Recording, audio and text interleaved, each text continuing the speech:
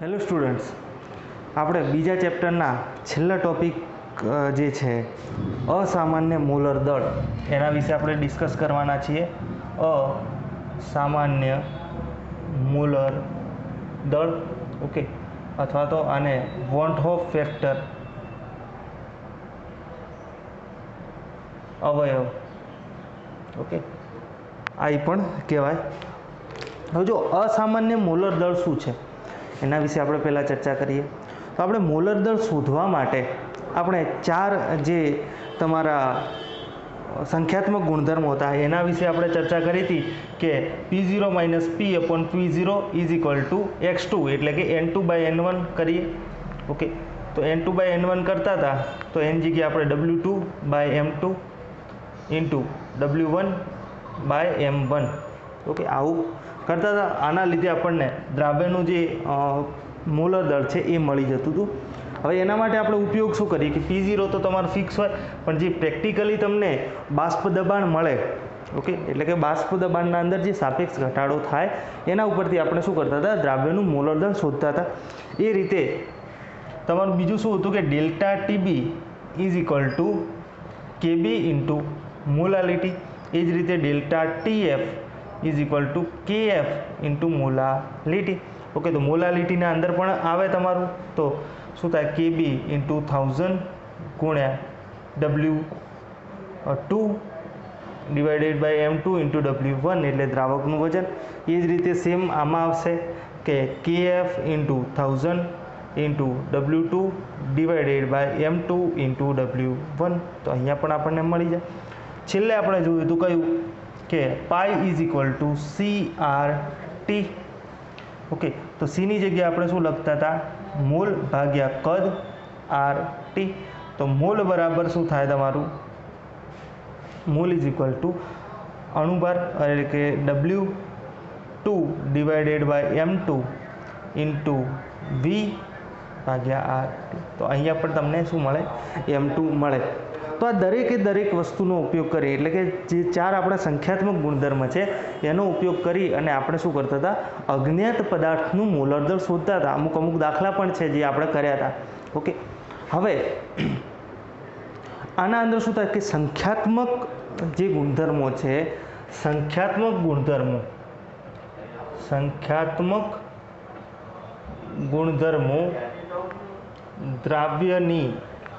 દ્રાવ્યના કણોની સંખ્યા ઉપર આધાર રાખે.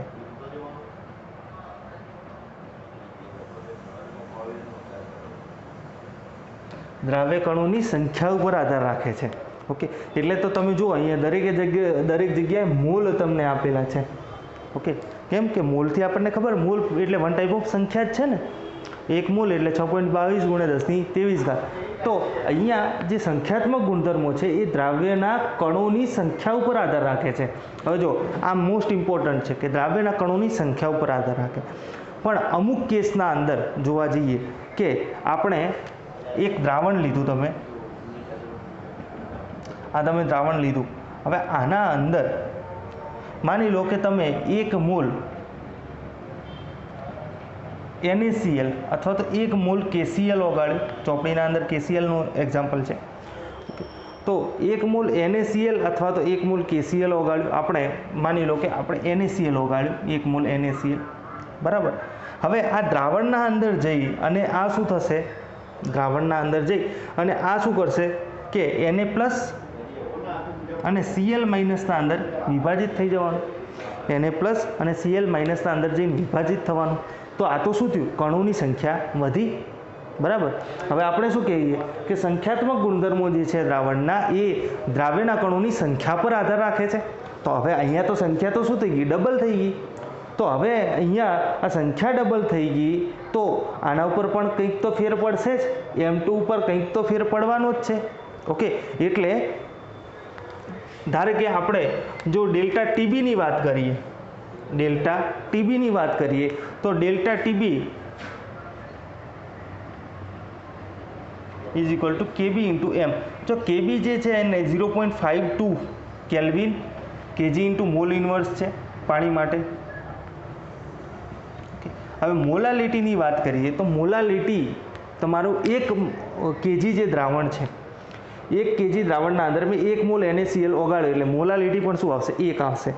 ઓકે, તો એનો અર્થ એવો થાય 1 મોલ ઇન્ટુ kg ઇનવર્સ, તો આ કટ થઈ જશે, તો 0.52 કેલ્વિન, બરાબર. 0.52 કેલ્વિનનો શેમાં વધારો આવે?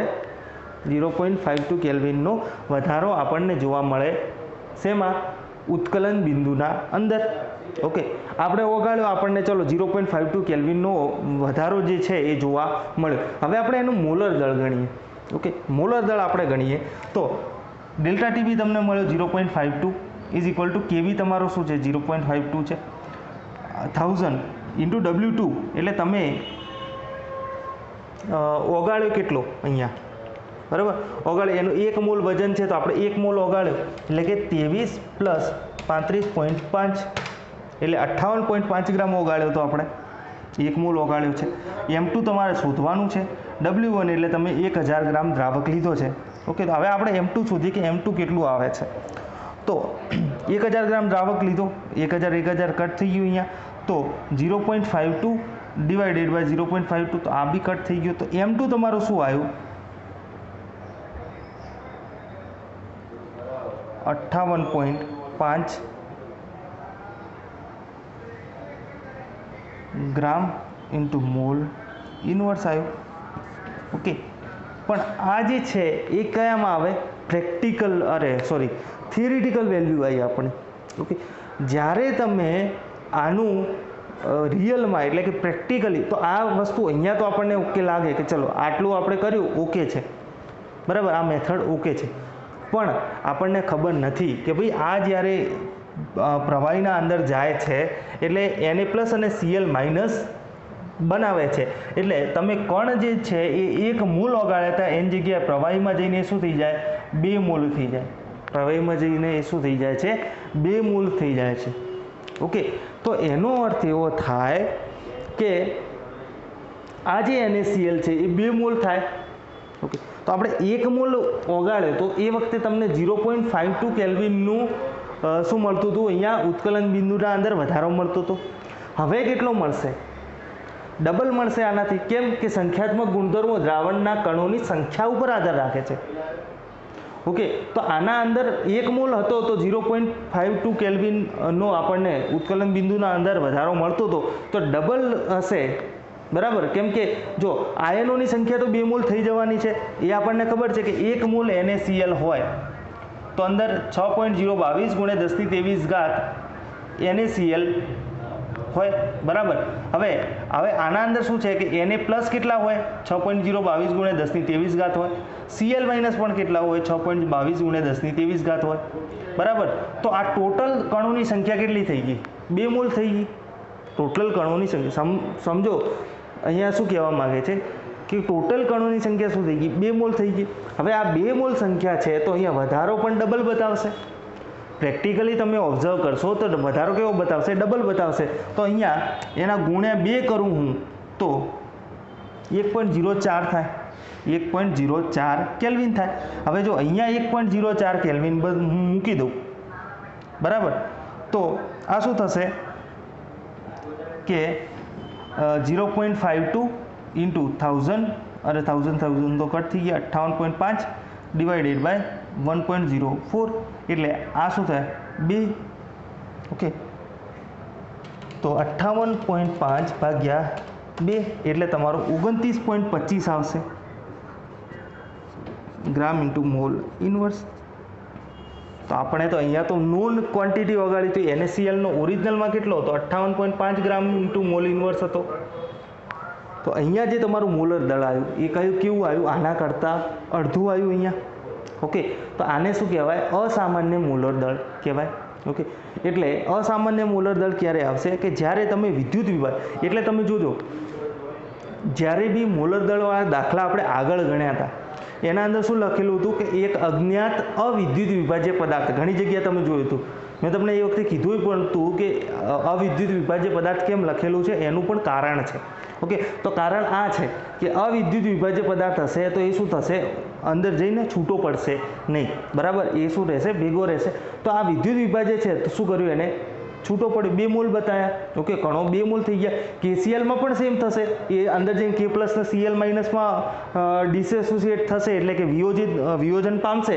તો એ વખતે પણ કણની સંખ્યા શું થઈ જશે, 2 મોલ થઈ જશે. અને આ જે 2 મોલ કણની સંખ્યા છે એ તમને 1.04 કેલ્વિનનો પ્રેક્ટિકલ વધારો બતાવશે. જો અહીંયા પ્રેક્ટિકલ વધારાની વાત કરું છું, થિયરિટિકલ તો તમે ગણશો તો પેલું આપણે આવ્યું તો એ પ્રમાણે જ આવશે, બરાબર, પણ પ્રેક્ટિકલી જ્યારે તમે ઓબ્ઝર્વ કરશો, કેમ કે આપણે જ્યારે મોલર દળ શોધવાનું છે તો તમે શું કરશો, કેમ કે પહેલાં આપણને ખબર નથી કેટલું છે શું છે, તમે શું કરવાના, રેન્ડમ કંઈક લેવાના, 1 ગ્રામ 10 ગ્રામ પદાર્થ લેવાના અને એને ઓગાળી અને પછી ગણવાના, અને પછી આ જે વધારો છે એ તમે શું કરવાના છો, મેન્યુઅલી માપવાના છો.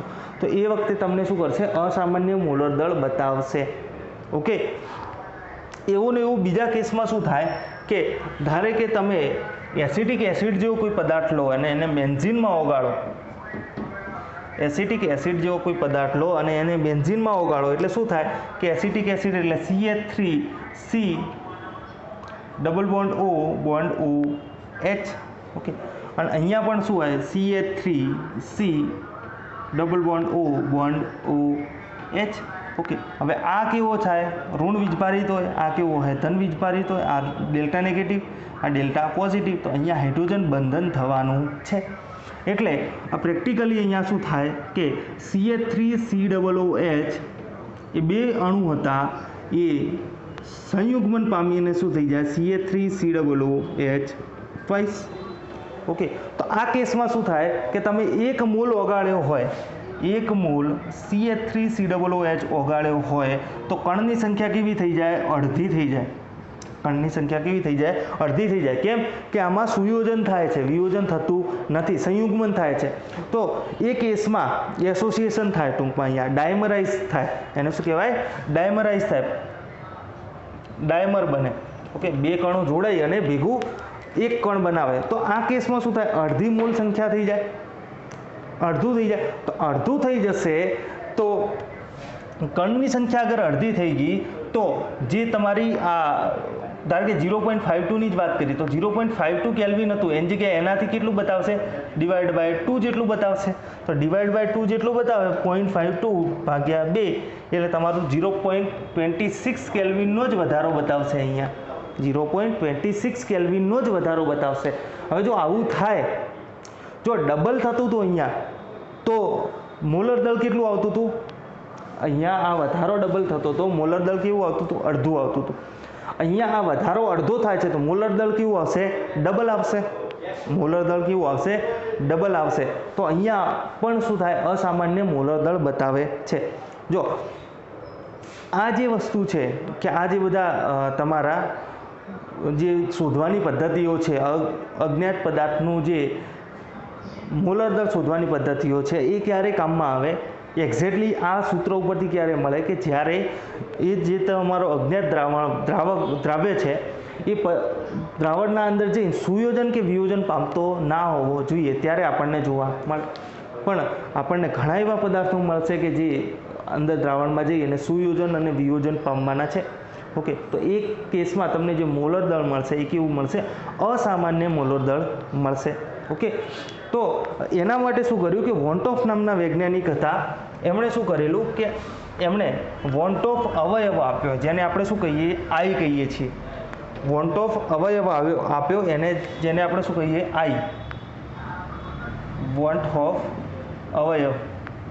ઓકે, હવે આઈ જો તો આઈનું મૂલ્ય કેવું આવશે કે ધારે કે NaCl છે, NaCl છે તો આઈનું મૂલ્ય તમારું 2ની નજીક આવશે. કેમ કે આ Na+ અને Cl- બતાવે. KCl માટે પણ તમને 2ની નજીક મળશે, બરાબર. હવે પેલો CH3COOH ને બેન્ઝીનમાં ડાયમરાઇઝ થતું હતું તો એનું જે છે એ 0.5 આસપાસ આવશે. ઓકે, ધારો કે K2CO3 છે અથવા તો MgCl2 છે. ઓકે, તો MgCl2 એ ટોટલ એક Mg+2 અને 2 Cl- એટલે ટોટલ 3 આયન બનાવે. તો એનું જે વોન્ટોફ ફેક્ટર છે એ 3ની નજીક આવશે. ઓકે, તો હવે આ વોન્ટોફ ફેક્ટર છે એને શોધવો હોય તો આપણે કઈ રીતે શોધી શકીએ, જો 3ની નજીક આવશે, એમ નહીં કે તો હું 3, કેમ કે દરેક વસ્તુ છે એ 100% આયનીકરણ અમુક કેસમાં પોસિબલ છે. ધારો કે NaCl, તો એ અમુક જે એની સાંદ્રતા મંદ હશે ને ત્યારે એનું 2ની નજીક આવશે, 1.99 જેવો આવશે. તમે બાજુમાં કોઠો આપેલો છે, એ કોઠાના અંદર તમે જોશો ને તો જો NaCl તો એના માટે 0.1 મોલર માટે 1.87 આપ્યું, 0.001 મોલર માટે 1.97 આપ્યું છે. ઓકે, તો એનો જે નજીક જશે એ વખતે એનું સંપૂર્ણ આયનીકરણ થશે, જેટલું મંદ થશે એટલું સંપૂર્ણ આયનીકરણ થશે, અને એ વખતે તમને એક્ઝેક્ટ એના જેવું બતાવે. કેમ કે દરેક સાંદ્રતાએ દરેક જે કણો છે એનું આયનીકરણ બધું 100% થતું હોતું નથી. તો ઓકે, તો આવું જ્યારે આ ક્યારે બતાવશે એક્ઝેક્ટ, કેમ કે જ્યારે આયનીકરણ સંપૂર્ણ થશે તો એક્ઝેક્ટ 3 જેટલું બતાવે. આયનીકરણ જો પૂરું નહીં થતું હોય તો એનો અર્થ એવો કે કણ જે આપણે ધાર્યા છે કે 1 મોલ ઓગાળશું 3 મોલ બનશે, એવા બનશે નહીં. ઓકે, તો I બરાબર શું થાય? તો I બરાબર, જો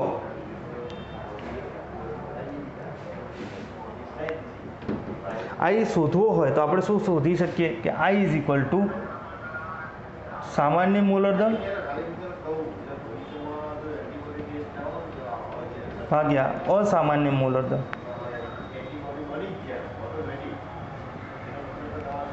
સામાન્ય મોલર દળ ભાગ્યા અસામાન્ય મોલર દળ. જો આ જો આડાવડું થઈ જાય અમુક વખત, આપણે અસામાન્ય મોલર દળ ભાગ્યા સામાન્ય લખી દઈએ તો એને યાદ રાખવાનું એકદમ ઇઝી છે.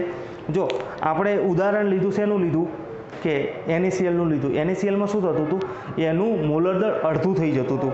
ઓકે, તો આપણે એનું મોલર દળ કેટલું હતું, 58.5 હતું, અને એ કેટલું થતું હતું, 29.25 સમથિંગ કંઈક થતું હતું. 58.5 ભાગ્યા, ઓકે હા, તો એનો કેટલો આવે, 2. તો ઓકે છે. કેમ કે NaCl વિયોજિત થાય છે તો એનો 2 આવવો જોઈએ. ઓકે, તો આ ઓકે છે. જો તમે આડાવડું કર્યું છે, અવળું કર્યું છે તો અહીં 0.5 આવે, એ ના ચાલે. જો વિયોજનના કેસમાં આઈની વેલ્યુ, આઈની કિંમત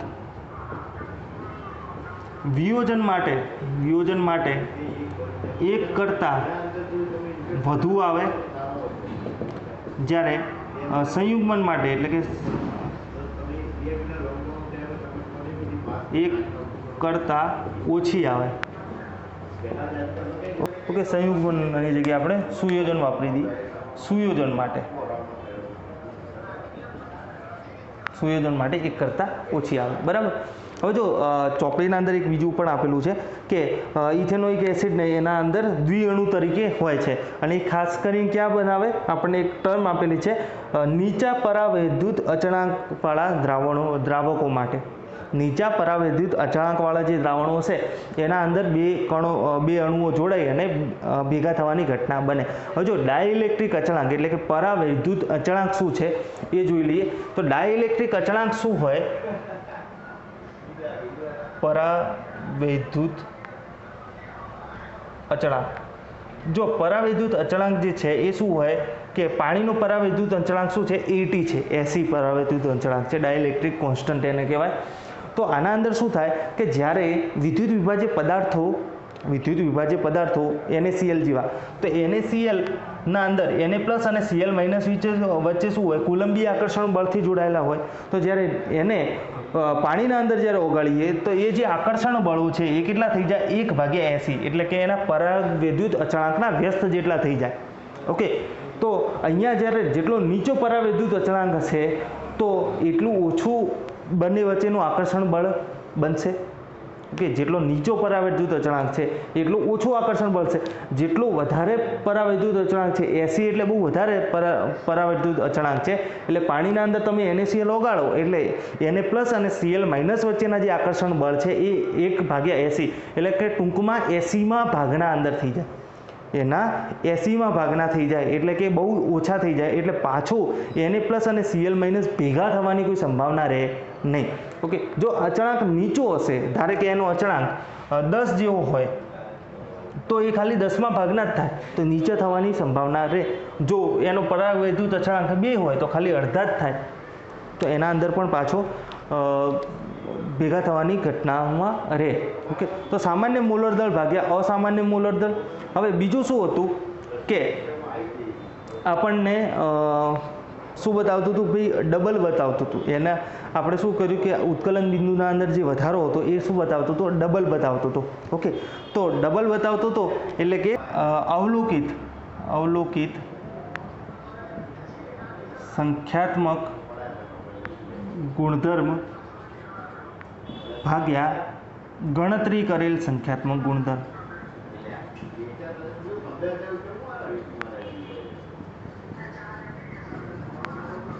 ઓકે, તો સામાન્ય મોલર દર ભાગ્યા અસામાન્ય મોલર દરથી આપણે શોધી શકીએ, બરાબર. અને અવલોકિત કરેલ ગુણધર્મ ભાગ્યા ગણતરી કરેલ સંખ્યાત્મક ગુણધર્મ. તો આને પણ આપણે યાદ રાખી શકીએ કે ભાઈ સંખ્યા ડબલ થશે તો અવલોકિત સંખ્યા ડબલ થશે તો ડેલ્ટા ટીબી ડેલ્ટા ટીએફ પણ વધવાનું, એટલે કે સંખ્યાત્મક ગુણધર્મ વધવાનો. એને ઓરિજિનલથી ભાગો તો આપણને ધારો કે પેલા કેસમાં જોઈએ તો 1.04 થઈ ગયું હતું ડિવાઇડેડ બાય 52, એટલે તમારું અહીંયા પણ 2 મળે. ઓકે, આ શું થાય, આડાઅવળું ના થઈ જાય. કેમ કે એક્ઝામમાં ઘણી વખત શું થાય છે કે તમે અસામાન્ય મૂલર દર ભાગ્યા સામાન્ય મૂલર દર અથવા તો ગણતરી કરેલ સંખ્યાત્મક ગુણધર્મ ભાગ્યા અવલોકિત સંખ્યાત્મક ગુણધર્મ કરી દઈએ છીએ, અને એ કેસમાં તમને આઈની વેલ્યુ ખોટી મળે તો પછી આગળનો દાખલો પણ ખોટો થાય છે, એટલા માટે. ઓકે, પછી ત્રીજું જે છે એ છે સુયોજન અથવા તો વિયોજન પછીના કણોની સંખ્યા અથવા તો મોલ સંખ્યા, બરાબર, ભાગ્યા સુયોજન વિયોજન પહેલાની કણોની મોલ સંખ્યા. ઓકે, આનાથી પણ આપણે શોધી શકીએ. તો ટોટલ આ 3 સૂત્રો છે આઈ માટે કે સામાન્ય મૂલર દર ભાગ્યા અસામાન્ય મૂલર દર, અવલોકિત સંખ્યાત્મક ગુણધર્મ ભાગ્યા ગણતરી કરેલ સંખ્યાત્મક ગુણધર્મ, અને સુયોજન વિયોજન પછીના કણની સંખ્યા ભાગ્યા સુયોજન વિયોજન પહેલાના કણની સંખ્યા. એટલે આપણે પહેલા કેસમાં જોઈએ તો 2 મોલ થઈ જતા હતા NaClના, તો અહીંયા 2 મોલ ભાગે પહેલા કેટલા હતા, 1 મોલ હતા, તો એનો આઈ પણ આપણને કેટલો મળે, 2 જેવો મળે. ઓકે, તો હવે આઈનો ઉપયોગ ક્યાં થાય, તો આઈ માટે તમારે શું કરવું પડે કે આ જે સૂત્રો છે એમાં સિમ્પલી કંઈ નથી થતું કે અહીંયા આઈ લાગી જાય દરેક જગ્યાએ આઈ. ઓકે, અહીંયા ખાલી આઈ લાગી જશે દરેક સૂત્રના આગળ. અહીંયા આપણે શું લગાવી દેવાનું, ખાલી આઈ લગાવી દેવાનું, એટલે વાર્તા પૂરી. ઓકે, દરેક જગ્યાએ ખાલી આઈ લાગી જશે તમારું. આ જે તમારું નોર્મલ સૂત્ર છે એના પાછળ આઈ લાગી જશે, બસ, બીજું કંઈ થશે નહીં. ઓકે, એટલે હવે આપણે પેલું જે સૂત્ર હતું કે 1.04 બતાવે એનાથી ગણતરી કરી કે ભાઈ આઈ લગાવવાથી શું ફેરફાર થાય છે એ જોઈએ. તો જો કેવી તમારો શું હતો M2 પહેલાં જ લઈ લઈએ તો કે M2 બરાબર શું થાય, અહીંયા મોકલી દઈએ તો M2 અને ડેલ્ટા ટીબી M2ની જગ્યાએ લાવી દઈએ તો I ગુણ્યા KB ગુણ્યા 1000 ગુણ્યા W2 ભાગ્યા ડેલ્ટા ટીબી ઇન્ટુ W1. તો જો I તમારો 2 આવતો હતો NaCl માટે, KB 0.52 ઇન્ટુ 1000 ઇન્ટુ W1 તમે 58.5 ગ્રામ ઓગાળ્યું હતું. ડેલ્ટા ટીબી જે તમારું છે એ કેટલું આવ્યું હતું, 1.04 આવ્યું હતું, પ્રેક્ટિકલ તમે માપન કર્યું હતું એ, અને આ પણ 1000 છે. ઓકે, તો આ કટ થઈ ગયું, આ 2 વડે કટ થઈ ગયું સીધું જ, તો 58.5. હવે આપણને એક્ઝેક્ટ જે મોલર દર છે એ કેવું બતાવે છે, સાચું બતાવે છે. ઓકે, તો એ રીતે તમને બધાના અંદર જોવા મળશે આઈની જે વેલ્યુ છે એ. ઓકે, એટલે એક્ઝામમાં જ્યારે પૂછાય અને જો સ્પેસિફાય ના કરેલું હોય કે આ અવિદ્યુત વિભાજ્ય છે, અવિયોજિત છે, ઓકે, અથવા તો સંયુગ્મન થતું નથી, તો એ કેસમાં તમે ડાયરેક્ટ ગણી શકો. પણ જો એવું સ્પેસિફાય ના કરેલું હોય કે ભાઈ સંયુગ્મન કે વિયોજન થતું નથી, તો તમારે શું કરવું પડે, પહેલાં આઈનું જે છે એ ગણતરી કરવી પડે એના પછી. ઓકે, તો આપણે જ્યારે એક્ઝામ્પલ ગણશું એના નેક્સ્ટ લેક્ચરના અંદરથી આપણે એના એક્ઝામ્પલ ચાલુ કરીએ છીએ, અને એક્ઝામ્પલના અંદર આપણને એક્ઝેક્ટ આઈડિયા આવી જશે કે શું કહેવા માગે છે. ઓકે,